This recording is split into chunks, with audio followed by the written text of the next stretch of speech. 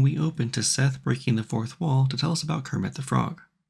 Bortus has laid an egg, which is how the Mocklins reproduce. He's here to request time off to incubate it.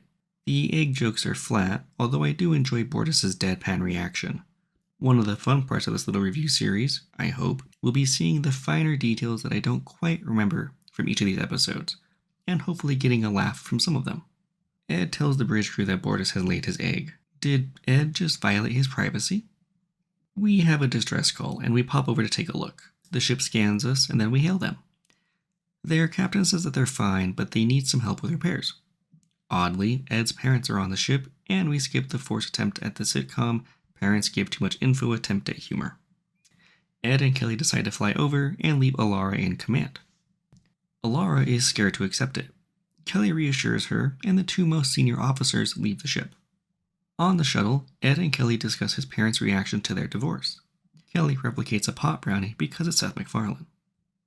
They dock with the other ship and enter a small, square room. A moment later, they're teleported away. The ship they docked to is replaced with a beacon. We scan it, but we can't figure out what's happening. Alara runs to Bortus and invades his quarters. Good work to the makeup team for his appearance. Bortus is understandably upset that she did not knock. Alara explains the situation and asks him to take command. He does not. Alara enters a room next to the bridge and replicates some alcohol. Why is this allowed if the officer is on duty? Then, for comedy, she vomits. Why this doors stay open is a mystery, and a passing ensign is dismissed. Alara returns to the bridge. Gordon suggests bringing the shuttle back by remote, and Alara simply says, "Got it." Gordon asks for clarification on the order, and she awkwardly confirms it, attempting to congratulate him. His reaction here says it all. Dr. Finn arrives on the bridge. I forgot about this being one of the only times where she has that sage role that the pilot suggested for her. She asks Alara some leading questions, trying to nudge her into action. Alara orders a tractor beam, but Isaac protests. She continues anyway, and the buoy explodes before entering the shuttle bay. That explosion took a toll. Alara runs into the shuttle bay, ignoring a stronger protest from Isaac that her place is on the bridge. Running through the ship, she sees the extent of the damage. When at the bay, she advises the engineer that he can have all the resources that he needs. Notably, he calls her kid instead of sir. This minor plot point comes back up later. Alara makes her way to sickbay. After getting an update on the ensign who saw her vomit earlier, she asks Claire to declare her medically unfit. Claire refuses and has a discussion with her, offering to be her Obi-Wan. To my knowledge, this is the only Star Wars reference, and had the Trekkies wonder when our moment would come. Ed then awakens to the THX sound to find himself in an old apartment with Kelly. They're discussing what may have happened. They consider it might be time travel, but dismiss the thought. Ed throws himself at the front door, which is ineffective. Back on the bridge, Isaac says that they were teleported. He thinks. It seems that teleportation isn't impossible in this universe, it's just really rare for the Union's level of advancement. He needs more power for a more accurate scan. She hesitates for a moment, but a look at Claire suggests that it's the right thing to do. She makes the announcement that power will be diverted. The engineer calls back to say that it will slow down his work. Alara shuts him down, this time scolding him for calling her a kid again. Ed and Kelly have tried everything, so they decide to eat. After food and an apparent wardrobe change, Ed gets drunk. They reminisce about their past, starting the will they won't they phase of their subplot. Isaac thinks he's tracked the signal. We aren't told where before Alara is on a call with an admiral. That sector is off limits, and she's ordered back to Earth for a new captain and executive officer. That system is home to the Caliban, an advanced race that views lesser being as inferior, similar to how we look at animals. Fittingly, Ed is awoken by a child. We're exhibits in a zoo. The camera pans to reveal passable CGI exhibits at least 14 floors up. We're meeting the neighbors. They've accepted their new life, and Kelly remarks on how zoos are cruel. Back on the Orville, repairs are complete. Alara follows orders and sets course for Earth. The crew are upset and make their displeasure known. Gordon is relieved of duty and ejected from the bridge. After they're underway, Alara goes back to Claire. She agrees with the Admiral's order, but nudges Alara towards the proper TV answer. Alara goes to the mess hall. After ordering a drink, she tries to join the other people that we know. Gordon tells her that Ed would have risked his career for her, and Lamar just glares. Alara gives the "to hell with our orders" speech, and the crew take their stations as we fly off to Ed and Kelly. On the bridge, we're going over the plan. We recovered some holotech, so we're going to camouflage the ship. Once there, Isaac, the superior Kalon, will talk to the Caliban. They're on equal footing, so they won't ignore Isaac. We get a makeover and fly towards the planet. A patrol scans us and then moves on. We find Ed and Kelly and prepare a shuttle. On her way out, Alara gives Claire command, a subtle joke that works very well for me. Ed and Kelly get into an argument. Again. It's broken up by Alara and Isaac showing up at the window. They go to see the zookeeper. Isaac says Ed and Kelly have a disease, and the zookeeper sets the exhibit to kill.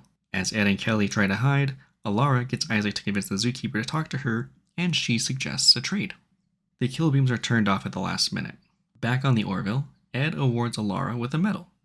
The crowd asks what the exchange was. We cut back to the shot of the exhibits and pan down. Before we can even see the screen, we can hear the reality TV stars. This is one of the standout jokes, especially with Alara's description of it being a human zoo. The zookeeper is reviewing the list of files as we depart. We end on the birth of Bortus and Clyden's child, a female. End of episode. Alright, here's our points roundup for the second episode, starting with the positives. Having Alara be concerned about taking command and then having Kelly reassure her goes back to Kelly's own leadership skills and why she's a good executive officer. We heap tons of points on the makeup artist and practical effects people and everybody who made Bortus' full body appearance possible. Points to the actor as well for the hours of work that it probably took to apply all that makeup. I like the way that Claire works as an advisor here. She doesn't tell Alara what to do, but she does a decent job of guiding her to the proper answer. The subtle, humorous exchange between Alara and Claire as she's leaving is very well done, and it shows the potential that the Orville has for becoming a much more bearable show with jokes that actually work and aren't overly forced. Having them trade and actually show clips of reality TV, I want to say Jersey Shore but I never watched so I don't know, is probably the best punchline here. Watching the Caliban people as they watch the screen is also amusing. Something I didn't quite realize until this rewatch is how quickly the show pivots away from forcing the humor. It's still here, as we'll see in a moment, but compared to the pilot, it's much less distracting. Moving into the negatives this time, we focus mostly on that forced humor that still lingers.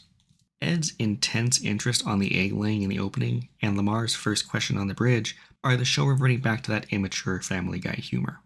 The sitcom parents talking about inappropriate things gag at the start is also a bit of a slog to get through. Right before the death lasers are turned off, Ed says, "I'm going to the bathroom to read," which he attributes as Elvis's last words. I don't care enough to fact check this, instead I simply groan at the additional instance of forced humor. Episode 2 is a welcome start to the end of the forced jokes of Season 1. While there are still some points where it seems forced, the fact that I only count 4 major instances of this is promising. It gives us a chance to know the characters a little better too. It seems like most of the show's viewers weren't invested enough in the Ed Kelly subplot to be interested in seeing a glimpse of their married days. However, seeing Alara get to grow up a bit is nice, although her best episode of the season is yet to come. The excuse for Bortus to be off the bridge is a bit odd, although if you've seen the show before, you know how important Toba will become, starting with episode 3, and for a large portion of season 3, so I'll excuse it for now. As far as performances, Halston Sage does some good work here as Alara. The level of panic in the performance seems to be in line with the character. Gordon actor Scott Grimes also gets a decent chance to work with something a bit more dramatic this time around, with his anger at Alara for abandoning Ed and Kelly. Speaking of, Seth and Adrian Palacki, I believe, have decent chemistry together.